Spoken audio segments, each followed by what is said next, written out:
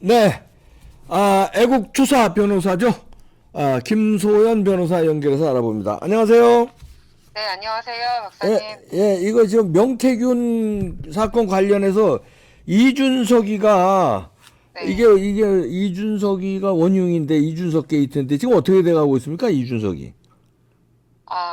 뭐, 이런저런 그 보도들이 계속 쏟아지고 있거든요. 네, 그 청원이 막 들썩이고, 2달, 3달째 그러고 있어요. 예, 네, 근데 그 모든 일에 단초를 제공한 건 이준석이란 말이에요. 그러니까요.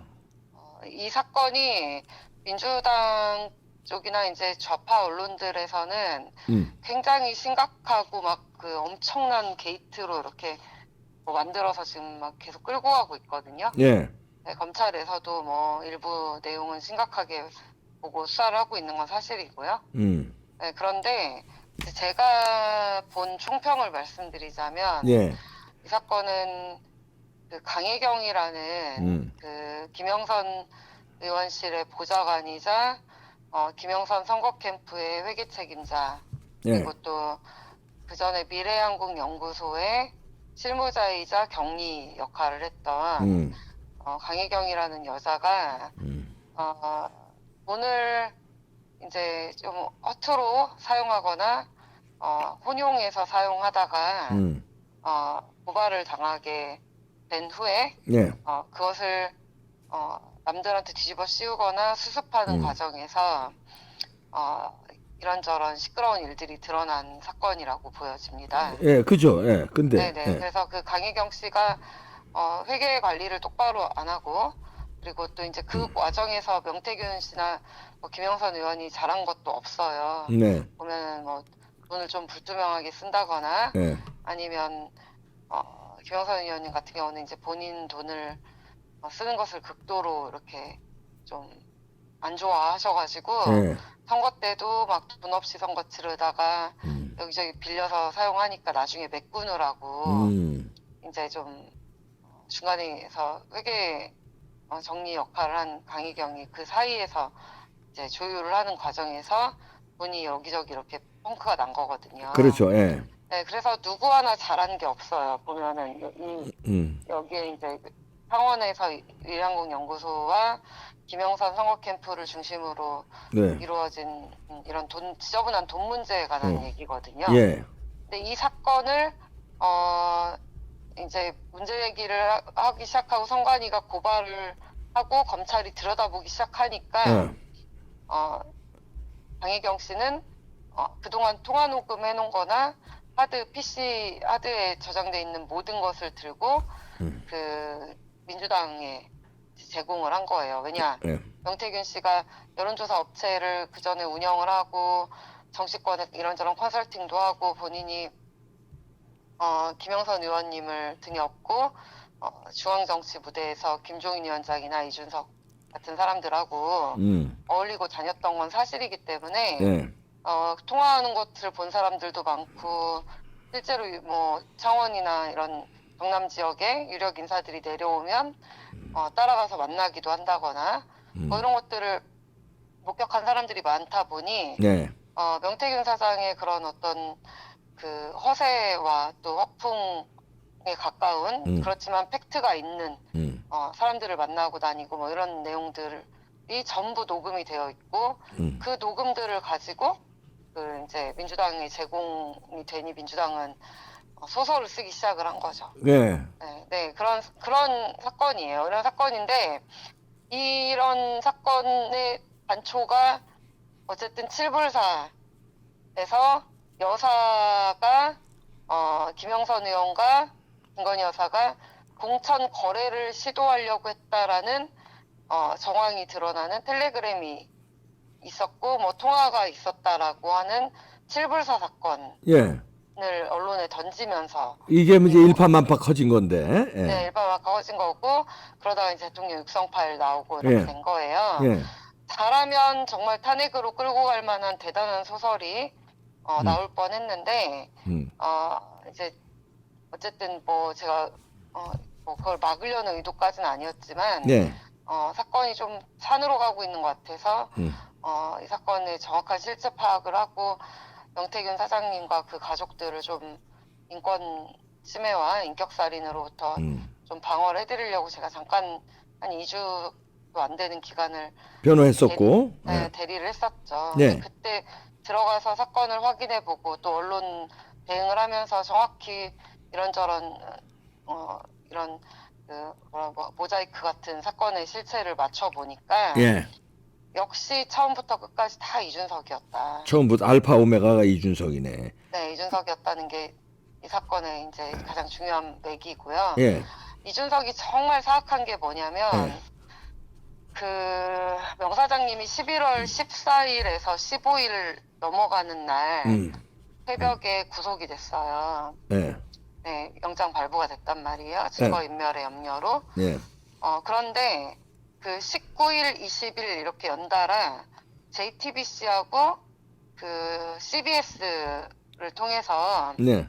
그 명태균 사장이 윤한홍 의원으로부터 그 녹취 파일, 대통령 녹취 파일을 뭐 공개를 할 것을 조건으로 본인이 딜을 제시를 했다. 영장 구속을 풀어주고 먹고 살게 해달라는 조건을 제시했었다라는 단독 보도가 나옵니다. 예, 나와요. 11월, 맞아요. 예. 네, 19일, 20일. 네. 네, 19일 날은 JTBC가 전원 형태로 이렇게 명태균 사장께서 이렇게 기자들에게 직접 한 얘기들을 좀 풀어내는 보도였는데, 네.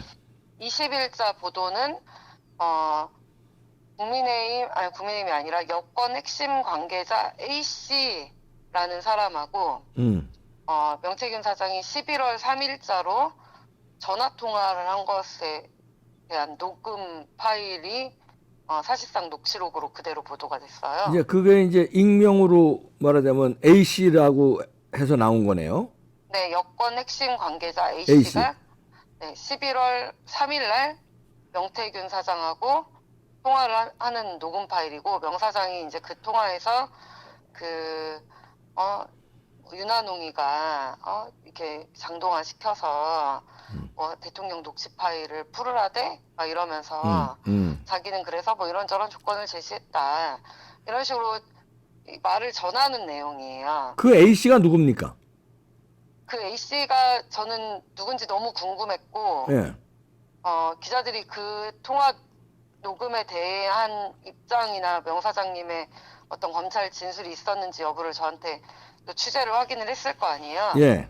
그때 제가 기자들한테 계속 얘기했어요. 이거 아무리 봐도 A씨는 이준석이다. 저도 그렇게 의심하는데 A 씨가 네, 누구예요? 예. 네, 확인 좀 해봐라 라고 했는데 제가 며칠 전에 명 사장님 통화 녹음, 그러니까 통화 내역을 확인을 했거든요. 네. 네, 근데 11월 3일 날 네. 정치인하고 통화한 내역은 이준석밖에 없어요. 명태균 저 핸드폰 그 기록에. 네, 14분 몇십 몇 초 이렇게 딱 찍혀 있더라고요. 그러면 그 A 씨는 이준석이네요. 이준석일 확률이 99.9%죠. 예. 네, 저는 이제 너무 악랄한 게 뭐냐면 제가 왜 그 A 씨가 이준석일 것 같았냐면 그 통화 내용 자체가 윤한홍을 말하자면 담그는 내용이에요. 네, 윤한홍이가 대통령으로부터 말하자면 오더를 받아가지고 명태균한테 딜을 쳤다라는 식의 어떤 스토리 전개거든요. 그걸 녹취로 했다고 이제 A 씨라는 사람이 녹취가 있다고 그렇게 하고서 이제 기자한테 준 거 아니에요? 네, 그리고 이제 그건 A 씨가 익명으로 이준석인데. 예. 네, 일방적으로 명태균 사장이 그 A 씨라는 사람한테 이런저런 얘기를 하는 내용을 그 부분만 딱 잘라서 CBS 언론사 통해서 방송이 된 건데 그런데 생각을 해보세요. 두 가지 의문이 들었어요. 저는 그걸 딱 보면서 첫 번째 여권 핵심 관계자면 국민의힘이란 얘긴데 국민의힘 사람 중에 11월 초에 명태균이라는 사람과 전화 통화를 할 만한 핵심 관계자가 없어요. 생각을 해보세요. 압수수색 당하고 계속 대통령을 협박하는 그런 보도가 나오고 그래가지고 다들 명태균이라는 사람 사기꾼이다 뭐다 막 욕하고 있을 때였거든요. 네. 그런데 국민의힘의 뭐 핵심 관계자면 적어도 의원급일 거 아니에요. 예. 전현직 의원이나 뭐 국무위원이나 대통령실 관계자나 뭐 이런 사람들을 얘기하는 거 아니에요? 여권 핵심 관계자면? 네. 근데 그런 사람 중에 명 사장님하고 통화한 사람이 제가 알기로는 없었어요. 왜냐면 제가 처음 만난 날이 11월 1일이고 예. 교류양원 그 이전에 한 1, 2주 전부터 교류를 했었거든요. 예. 근데 이분하고 통화한 사람들이 없단 말이에요. 어. 그래서 아무리 생각해도 여권 핵심 관계자 중에 명태균 사장하고 그 시점에 더더군다나 보도가 막 빗발치는데 녹음 파일 털리면 어쩌려고 누가 국민의힘 사람이 통화를 했겠나 싶고 두 번째는 만약에 통화를 했다고 하더라도 예. 그거를 이 사람이 구속돼 있는 와중에 예. 굳이 재점화를 시키면서 윤한홍을 말하자면 욕하는 괴롭히는 내용의 통화 녹음을 굳이 언론사에 제공을 해요. 그 녹음이 나오자마자 어떤 일이 일어났냐면 윤한홍 의원은 민주당에서 기다렸다는 듯이 윤리위에 제소를 했어요. 국회 윤리위에다가 말하자면 그 피의자한테 사법 거래를 시도했다라는 식으로 제소를 했어요. 네. 그럼 민주당이랑 거의 짜고 치다시피 한 건데 네. 누가 여권에서 그것도 윤핵관이라고 뭐 평가를 이준석과 그런 데서 그런 받고 있는 그런 사람을 누가 윤한홍 의원이 막 무슨 사법 거래를 하고 딜을 쳤다라는 통화 녹음을 이 사람 구속돼 있는 와중에 본인이 직접 푼 것도 아닌데 그 통화의 상대방인 여권 핵심 관계자라는 사람이 언론사에 제공을 해서 쓸데없이 논란을 만들까요? 그러니까. 그리고 윤한홍 의원은 그걸로 제소까지 당했습니다. 네. 그래서 저는 이건 높은 확률로 이준석이다 네. 라고 생각을 하고 있었는데 그리고 실제로 기자들한테도 제가 이거 이준석인지 빨리 확인해 보라고 근데 이준석은 여권이 아니거든요? 글쎄. 야권이거든요? 근데 그 전 여권이란 얘기겠지. 그 전. 예? 네, 근데 이준석인 거 티가 나지 않게 하려고 여권 핵심 관계자라고 A씨라고 한 것 같고 제 생각에는 포장을 한 거구나. 예. 그리고요. 네, 누군지 추정 못하게 하려고. 예. 그리고 이준석이 언제부터 A씨예요. 여의도 금쪽이 이준석은 익명지를 싫어하거든요. 그래서 앞에 대놓고 욕하겠다 나는 내 이름 당당히 걸고 보도한다. 뭐 이런 식으로 말을 하는 친구거든요. 네, 근데 언제부터 여의도 금쪽이 이준석이 A씨라고 포장돼서 보도가 되나요? 그러게. 네. 네, 이게 너무 이상해서 제가 이건 아무리 봐도 이준석이니까 다들 좀 알아봐라 했는데 맥을 잘 못 짚으시더라고요. 네.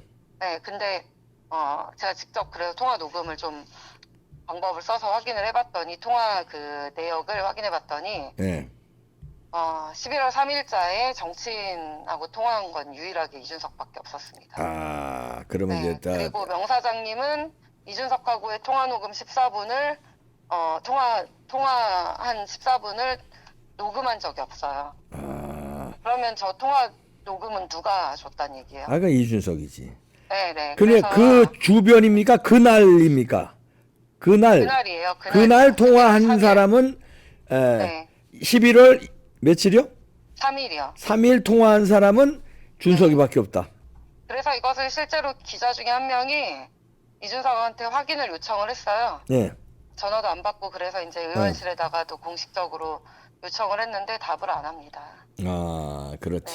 그러니까 이런 짓을 하면서 구속돼 있는 사람까지 뒤통수를 치고 소위 말하는 윤핵관이라고 본인이 막 분노를 갖고 증오를 표출하던 윤한홍 의원을 윤리위에 제소당하게 만든 거예요. 그러네. 아주 못됐죠. 그러네. 네, 저는 이런 행태를 참을 수가 없어요. 이준석의 이런 행태를 참을 수가 없고 이런 짓을 할 것 같이 보였기 때문에 제가 명태균 사장한테 정신 차리셔야 된다. 그렇지. 네, 이거는 지금 이준석이 장난치는 거다라는 걸 알리려고 했던 거예요. 교묘하게, 교활하게. 네. 드러났네요. 아유. 네. 익명지를 해가면서 윤 대통령과 윤한홍 등 윤 대통령 측근을 몰아놓고 윤 대통령 결국 탄핵시키려고. 네, 그리고 뭐 대통령이나 여사님하고는 명 사장님이 그렇게 많이 교류를 하거나 뭐 이런 게 없어요. 왜냐면 애초부터 그 연락을 하게 된 계기 자체가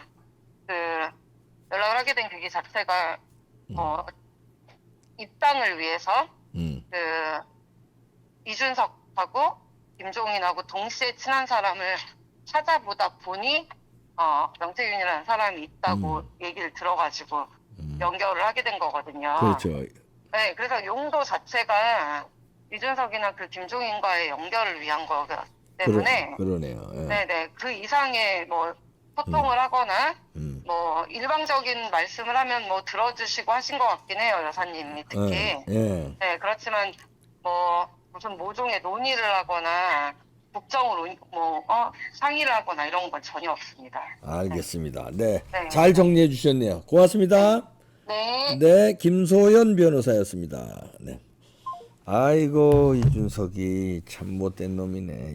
익명인 것처럼 가면을 쓰고 윤한홍 의원을 담그는 내용의 녹취를 제보하고 익명인 것처럼. 근데 지가 근데 김소연 변호사가 그 명태균 씨의 그 변호인 맡으면서 그 기간 동안 이런 걸 뒤져봤대잖아요. 그랬더니 11월 3일 날 그 익명의 제보자는 이준석이었다. 통화한 사람은 명태균 씨와 통화한 사람은 정치인은 이준석밖에 없다.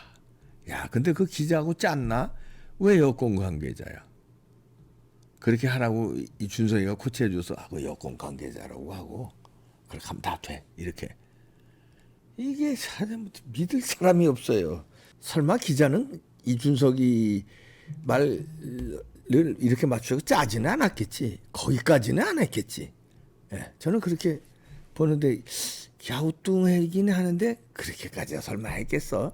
준석이가 시키는 대로 그냥 이게 뉴스거리가 되니까 했겠지. 짜고야 했겠어요. 그리고 익명이라고 하는 준석이가 익명으로 해달라니까 그냥 여권 관계자 이슈를 해달라니까 해줬겠지. 설마 그렇게까지는 그죠? 참 어지럽다.